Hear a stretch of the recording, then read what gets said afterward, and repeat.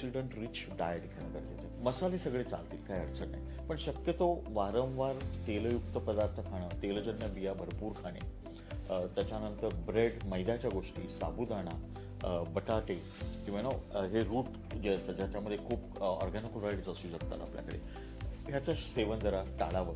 आणि junk food म्हणजे ज्याचं ट्रान्सफॅट्स असतात किंवा पॅक्ड फूड म्हणा, हे टाळणं फार गरजेचं आहे. दोन्ही कपल म्हणजे नवरा बायको दोघांनी एक प्रॉपर एक्सरसाइज केला त्याचा खूप मोठा फायदा होतो.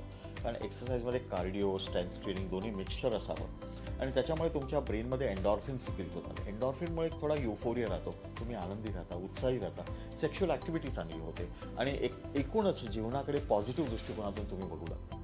त्यामुळे नॅचरल प्रेग्नन्सी करता ह्या तीनही गोष्टीवर कॉन्सन्ट्रेट करणं फार गरजेचं आहे असं मला वाटतं.